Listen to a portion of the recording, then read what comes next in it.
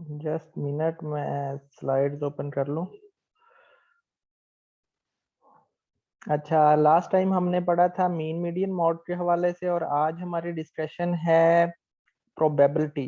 What is probability? Probability होती क्या है? सिंपल इवेंट, कंपाउंड इवेंट, और सैंपल स्पेस, कॉम्बिनेशन, परमुटेशन, और deck of cards, coins, dice. तो ये 4-5 चीजें आज हम डिस्कस करेंगे, और इस हवाले से जो भी मसला मसाइल हुआ at the end of our lecture आप डिस्कस कर सकते हैं। और ये हमारा सेशन 2 आवर्स का है, तो इसलिए आप काइंडली थोड़ी पेशेंस रखिएगा, और कहीं नेटवर्क चला जाए तो भी थोड़ी मेहरबानी फरमाइएगा। चलें जेंटलमैन, लास्ट टाइम हमने पढ़ा था introduction to probability, and last time mean, median, mode, geometric mean, primary data, secondary data, and X Y Z, ये सारी चीजें हमने डिस्कस की थी। और आज और इस वीक में हमारी जो अंडरस्टैंडिंग हो रही, see are everything is fine? Yes sir. चलें, थैंक यू। ऑल राइट, अच्छा, इस वीक में हम पढ़ने वाले हैं experiment, event, sample space, probability, counting rules, conditional probability, Bayes rule, random variable, mean and variance. तो ये हमारी डिस्कशन है आज। तो लेट्स स्टार्ट आवर जर्नी। तो प्रोबेबिलिटी बेसिकली होती है that is a numerical measure of uncertainty, यानी कि चीजों को आप अनसर्टन, ऐसी चीजें जिनके होने के और ना होने के चांसेस कुछ ना कुछ है। जैसे आज बारिश हो सकती है, नहीं भी हो सकती। और जैसे आज पाकिस्तान क्रिकेट का मैच है, ए टीम जीतती है या बी टीम जीतती है। तो अनसर्टन सिचुएशंस को न्यूमेरिकल मेजर करने का नाम है प्रोबेबिलिटी। सही। हमारी लाइफ में कोई भी चीज सर्टेन नहीं है, तो अनसर्टेनिटी एग्जिस्ट करती है। इसी अनसर्टेनिटी को मेजर करते हैं, और अनसर्टेनिटी को मेजर करने के लिए आपको पता होना चाहिए कि किसी भी प्रोबेबिलिटी प्रॉब्लम का जो आंसर है that is always lie between 0 and 1। कभी भी आपका जो प्रोबेबिलिटी क्वेश्चन का आंसर कभी भी मोर देन 1 नहीं आना, और ये लेस देन 0 नहीं हो सकता। Equal to 1 and equal to 0 ये पॉसिबिलिटी है, but greater than 1, less than 0, that is not possible. और 0 की सूरत हाल में होता है, 0 होता है फॉर दोज इम्पॉसिबल इवेंट्स। ऐसे इवेंट्स जो इम्पॉसिबल हों उनके लिए जो प्रोबेबिलिटी है वो 0 है। जैसे अब मैं हमारी जो क्लास है यहाँ से पूछूं कि हमें फीमेल स्टूडेंट कोई रिस्पॉन्ड करे, तो फीमेल क्यों ना, कि हमारी पॉपुलेशन में, हमारे एनवायरनमेंट में है ही नहीं, तो दैट इज इम्पॉसिबल। तो probability that female respond is equal to 0। अब दूसरी साइड पे हम पूछते हैं कि मेल स्टूडेंट रिस्पॉन्ड करे, तो सारे मेल स्टूडेंट ही बैठे हैं, तो this is a sure event. ऐसा इवेंट जो श्योर हो, जिसने हर हाल में होना ही होना है, तो उसे बोलते हैं हम श्योर इवेंट, और उसकी जो प्रोबेबिलिटी होती है that will be equal to 1। और जैसे अब हम कहते हैं ना कि 3 बंदे थे, अब हमारा एक रिलेटिव थे, उनका जो बेटा था वो हर दफा पोजीशन लेता था, कभी सेकंड, कभी फर्स्ट, कभी थर्ड क्लास में, जब वो 5वीं तक था। तो पता चला जी कि वो उनकी क्लास में टोटल बंदे ही 3 थे, तो 3 पर स्टूडेंट्स 3 पोजीशनें हैं, तो यहाँ पर श्योर है कि उसने कोई ना कोई पोजीशन हासिल कर लेनी है। तो this is a sure event. So nothing in the life is certain. In everything we do, we due the chance of successful outcomes, from the business to medicine to the weather. A probability provide a quantitative description of the chance or likelihood associated with the various outcomes. यानी कि जितने outcomes आपके पास possible हैं उनके आने के chance को आप बोलते हैं probability. It provide a bridge between descriptive and inferential statistics. तो ये हमारे जो इन्फ्रेंशियल स्टैटिस्टिक है उसमें एक ब्रिज का रोल प्ले करता है। इन्फ्रेंशियल और डिस्क्रिप्टिव स्टैटिस्टिक में लास्ट टाइम मैंने बताया था कि descriptive statistic basically based on the presentation of data and collection of data. तो ये आपने डाटा को ऑर्गेनाइज कर देना है, but in the inferential statistic your objective is to predict, to forecast, certain situation, यानी कि हमें 10 सालों में ये चीजों की जरूरत है, हमें ये होने के चांस कितने हैं। प्रिडिक्शन कभी भी एक्यूरेट नहीं होती, आपके पास कुछ ना कुछ चांस होता है, कोई ना कोई आपके पास वैल्यूज होती हैं, उस बिना पर बताते हैं कि ये हो सकता है। यू आर नॉट श्योर, आपको यकीन नहीं होता, बट आप गाइडलाइन प्रोवाइड करते हैं। प्रिडिक्शन में ये नहीं है कि ये हर हाल में होना ही होना है, नो, दैट्स रॉन्ग। आपके पास वो बताते हैं कि होने के चांस है, आइंदा 10 सालों में आबादी बढ़ेगी, हमें थोड़े से ज्यादा जो हमारी पब्लिक ट्रांसपोर्ट है उस पे बोझ पड़ेगा, इसलिए हमें एक पब्लिक ट्रांसपोर्ट चाहिए। जैसे मेट्रो उन्होंने लॉन्च कर दी, ऑरेंज लाइन लॉन्च कर दी, उससे क्या हुआ कि रोड्स पर जो बर्डन था वो थोड़ा लो हो गया। इसी तरह हमें एजुकेशनल इंस्टीट्यूट्स की जरूरत है, हमें मोटरवे की, हमें हाईवेज की जरूरत है। तो all these plannings is based in the inferential statistic. अच्छा, यहाँ पर दो अल्फाज इस्तेमाल हो रहे हैं, पॉपुलेशन एंड सैंपल। तो what is population, what is sample? तो यू मे नो कि पॉपुलेशन बेसिकली आपके पास होती है the totality of all the individuals is called population. Population में वो तमाम यूनिट, वो तमाम इंडिविजुअल्स जिनके बारे में आप स्टडी करना चाहते हैं उसे पॉपुलेशन बोलते हैं। जैसे अब मैं यूनिवर्सिटी से लेना चाहता हूँ कि इस यूनिवर्सिटी में कितने एवरेज हाइट कितनी है, तो मेरा जो पॉपुलेशन है वो इस यूनिवर्सिटी में पढ़ने वाले सारे स्टूडेंट्स हैं। सही। तो जो स्टूडेंट्स इस यूनिवर्सिटी में पढ़ रहे हैं वो मेरा क्या है, पॉपुलेशन। उस, पॉपुलेशन। हाँ जी बिल्कुल। तो पॉपुलेशन से फिर मैं जो कंक्लूजन है ड्रा करता हूँ, उनकी वैल्यूज, उनकी हाइट मेजर करता हूँ, लेट्स सपोज। तो जो हाइट में मेजर कर रहा हूँ, तो इस पूरे प्रोसेस को, ऐसा प्रोसेस जिसमें आप उस पॉपुलेशन के हर यूनिट को डील करते हैं, उसे बोलते हैं सेंसस। सेंसस बोला जाता है।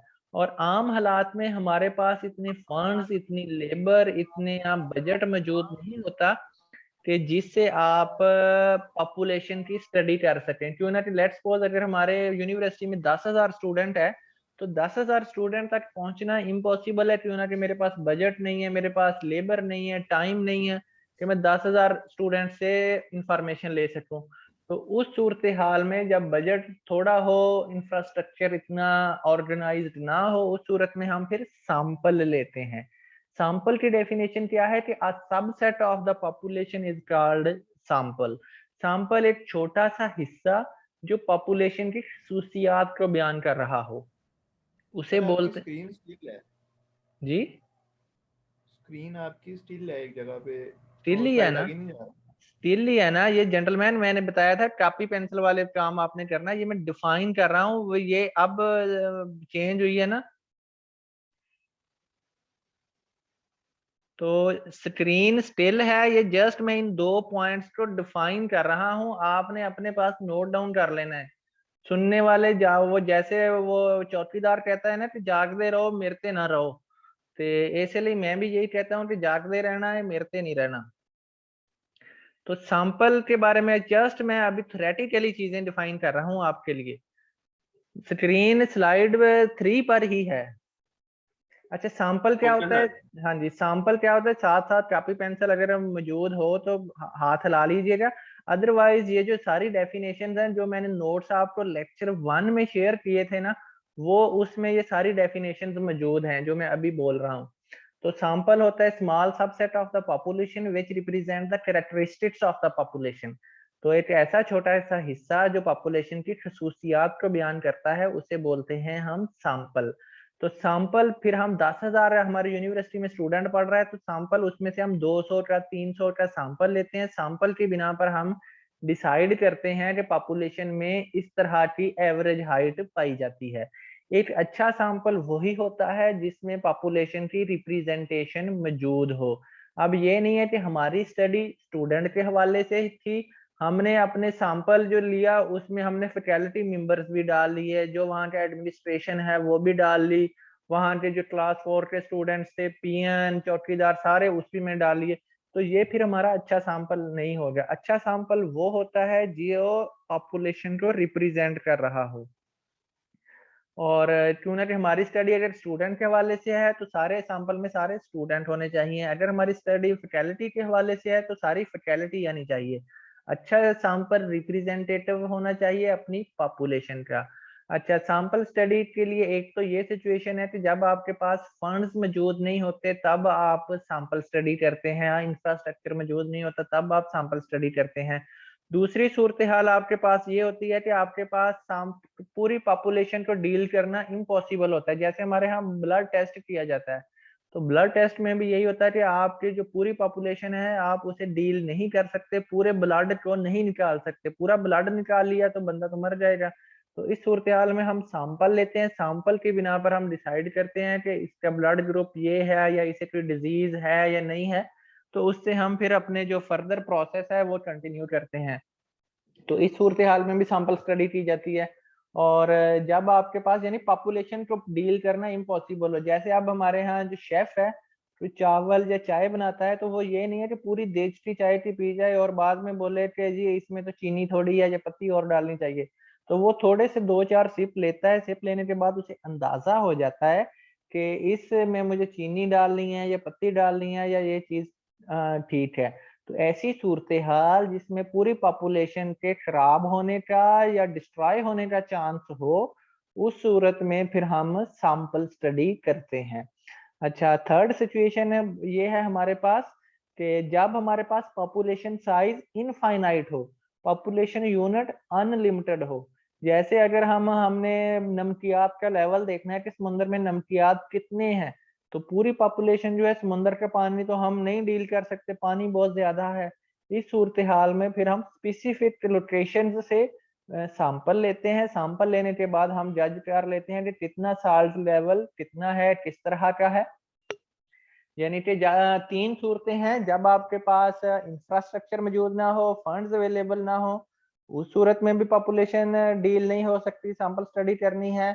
दूसरी सूरत हाल जब आपके पास पॉपुलेशन के डिस्ट्रॉय होने का चांस हो या आपके पास वो पॉपुलेशन टोटली वैनिश्ड हो जाए, खराब होने का चांस हो, उस सूरत में भी हम सैंपल स्टडी करते हैं।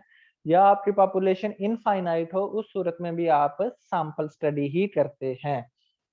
होप इसमें कोई प्रॉब्लम नहीं है। अच्छा और 2 चीजें चैप्टर 1 जो है ना मैंने नोट्स दिए थे चैप्टर 1 के आई थिंक 3rd या 4th पेज पे ये सारी डेफिनेशंस दी हुई हैं जो मैंने अभी प्रोनाउंसिएट की हैं। आप वहां से भी लिटरेचर ले सकते हैं और नोट डाउन भी कर सकते हैं। अच्छा ऐसी न्यूमेरिकल वैल्यूज जो हमें पॉपुलेशन से हासिल होती हैं उसे बोलते हैं पैरामीटर, राइट। और ऐसी न्यूमेरिकल वैल्यूज जो हमें सैंपल से मिलती हैं उसे हम बोलते हैं स्टैटिस्टिक। सही। 2 चीजें numerical values obtained from the population is called parameter and those numerical values which are obtained from the sample that will be called statistic। S नहीं आना सही। अगर वैल्यूज 2 से ज्यादा हो तो फिर एस आ जाएगा, सिंगल वैल्यू के लिए स्टैटिस्टिक सी तक रहना है। All right. अच्छा अब हमारे पास 2 तरह की रीजनिंग हमारी सोसाइटी में हमारी कम्युनिटी में हमारे इर्द गिर्द पाई जाती है, probabilistic and statistical reasoning. Probabilistic reasoning ऐसी रीजनिंग होती है जिसमें आपके पास कुछ ना कुछ इंफॉर्मेशन अवेलेबल होती है, आप उस इंफॉर्मेशन की बिना पर बताते हैं कि इस सोसाइटी में या कम्युनिटी में किस तरह का ट्रेंड पाया जाता है। लेट्स सपोज यहाँ पर एग्जांपल दी गई है कार मैन्युफैक्चरर की, कि आपके पास अगर आपको proportion of car manufacture maker in Pakistan Islamabad पता है तो तब आप बता सकते हैं कि आपके होंडा गाड़ी देखने के कितने चांसेस हैं, क्या प्रोबेबिलिटी है कि आप होंडा या सुजुकी की गाड़ी देख सकें जब आप स्ट्रीट पर मूव कर रहे हो। सही। ये प्रोबेबिलिस्टिक रीजनिंग उस सूरत में है जब आपके पास सम हाउ इंफॉर्मेशन ऑलरेडी मौजूद हो और उस मौजूद इंफॉर्मेशन की बिना पर आप बताते हैं कि मैं फलां ब्रांड या फलां कंपनी की प्रोडक्ट मुझे ड्यूरिंग मार्केट विजिट मिल जाएगी। That is a probabilistic reasoning. And while in the statistical reasoning आपके पास कोई पहले से इंफॉर्मेशन मौजूद नहीं होती, आप क्या करते हैं क्यों ना कि आपके पास इंफॉर्मेशन मौजूद नहीं है, आप फिर क्या लेते हैं सैंपल लेते हैं। सैंपल से आप फिर एस्टिमेट्स लेते हैं, एस्टिमेट से फिर आप कोई ना कोई रिजल्ट ड्रा करते हैं और जो एस्टिमेट की बिना पर आप बताते हैं कि कितने परसेंट चांस है कि मुझे फलां ब्रांड की गाड़ी मिल जाएगी ड्यूरिंग मार्केट विजिट। तो that is a statistical reasoning. Statistical reasoning में कोई पहले से कोई इंफॉर्मेशन नहीं है, बट आपने सैंपल लिया, सैंपल से फिर आपने एस्टिमेट किया, एस्टिमेट से फिर आपने प्रोबेबिलिटी बताई कि कितने % चांस है कि मुझे फ्लाम ब्रांड की गाड़ी मिल जाएगी। वाइल इन द प्रोबेबिलिस्टिक आपके पास ऑलरेडी इंफॉर्मेशन एग्जिस्ट करती है, आप उस बिना पर डिसाइड करते हैं कि कितने % चांस है या कितना पॉपुलेशन या सैंपल में कितनी प्रिडिक्शन करते हैं, कितने % चांस है कि मुझे ये ब्रांड रोड पे मिल जाएगा। तो इस हवाले से आपकी जो गाइडलाइंस होती हैं that is based on the probabilistic and statistical reasoning. All right, अब नेक्स्ट है आपके पास what is probability. Sir previous slide की समझ नहीं, प्लीज रिपीट अच्छा, कीजिएगा सर उसको। मैं बस दोबारा रिपीट कर दूंगा, एक दफा ये गो थ्रू कर दूं फिर कर देता हूँ। अच्छा, what is probability, short note हो, पूरी स्लाइड फिर एट द एंड हम रिपीट कर लेंगे, दोबारा याद दिला देना। अच्छा, what is probability, probability single point हो वो हम ड्यूरिंग कर लेंगे, और बाकी जो हो वो दोबारा डील कर लेंगे। अच्छा, what is probability, we use graphs and numerical measures to describe data set which were usually sample. अच्छा, प्रोबेबिलिटी आपके पास क्या है कि न्यूमेरिकली आप चीजों को डिस्क्राइब करते हैं जो आपके सैंपल में पाई जाती हैं, उनके आने के चांस, उनके अकर करने के चांस, किस तरह वो एग्जिस्ट करती है। अच्छा, we measure how often use, आप इसे किस तरह से मेजर कर सकते हैं। प्रोबेबिलिटी में दो तरह की फ्रीक्वेंसीज इस्तेमाल की जाती हैं, relative frequency and cumulative frequency. हमारा जो डिस्कशन होगी वो रिलेटिव फ्रीक्वेंसी पे होगी। Relative frequency means f/n, f means favourable outcomes divided by total, यानी total outcomes. Event A, let's suppose कि इवेंट ए है, तो ए की फेवर में कितने इवेंट्स हैं वो divided by total events divided by n। As n larger, sample values, sample results, sample statistic approaches to population, जैसे जैसे सैंपल साइज बढ़ता है, अप्रोच करता है पॉपुलेशन की तरफ, तो ऐसे ऐसे ही आपके जो रिजल्ट्स हैं, आपकी जो वैल्यूज हैं, that will be approximately equal to the population parameter. और जो रिलेटिव फ्रीक्वेंसी है ये हमें बताती है प्रोबेबिलिटी, पॉपुलेशन में से उस इवेंट के होने का चांस। तो फिलहाल ये आपके ऊपर से गुजर रही है, नेक्स्ट 2-3 स्लाइड्स पढ़ेंगे तो आपको मजीद ये चीजें प्रिसाइज हो जाएंगी, तो परेशान नहीं होना।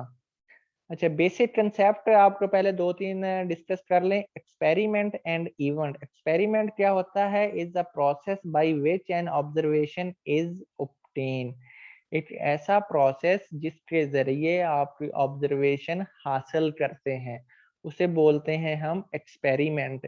An event is the outcome of an experiment. Event क्या है, किसी एक्सपेरिमेंट का कोई सिंगल आउटकम। जो एक्सपेरिमेंट होता है उसमें एक से ज्यादा इवेंट पॉसिबल हैं, 2, 3, 4, 5 अप टू इनफाइनाइट इवेंट्स क्या है पॉसिबल है, बट जो सिंगल इवेंट है, जो सिंगल पॉइंट है, दैट इज कॉल्ड इवेंट। जैसे अब हम अगर कॉइन टॉस करते हैं, कॉइन टॉस करते हैं तो आपके पास दो पॉसिबिलिटीज हैं, हेड एंड टेल। तो हेड और टेल दो पॉसिबिलिटीज हैं, तो एक्सपेरिमेंट हम परफॉर्म कर रहे हैं, टोटल पॉसिबिलिटीज कितनी है, दो है। तो इवेंट 1 क्या है, हेड, इवेंट 2 क्या है, टेल। सही, तो हेड और टेल आपके पास दो इवेंट्स मौजूद हैं इस एक्सपेरिमेंट में। सही, अगर हम डाई थ्रो करते हैं, जैसे लूडो का दाना बोलते हैं उसे हम डाइस बोलते हैं स्टैटिस्टिक्स में। डाइस, डाइस में कितनी पॉसिबिलिटीज हैं, कितने इवेंट्स हैं, 6 इवेंट है, और उस एक्सपेरिमेंट में टोटल यानी 6 इवेंट है। तो यानी कि 1 इवेंट पहला इवेंट है, 2 दूसरा इवेंट है, 3 तीसरा इवेंट है, और 6 जो है वो छठा इवेंट है। सही, तो इवेंट क्या है, वो सिंगल आउटकम, सिंगल पॉइंट जो हमें उस एक्सपेरिमेंट के दौरान मिलता है। और एक्सपेरिमेंट, वो एक्सपेरिमेंट क्या होता है, मजमुआ होता है सारे इवेंट्स का, उस प्रोसेस को बोला जाता है जिससे हम इवेंट हासिल करते हैं।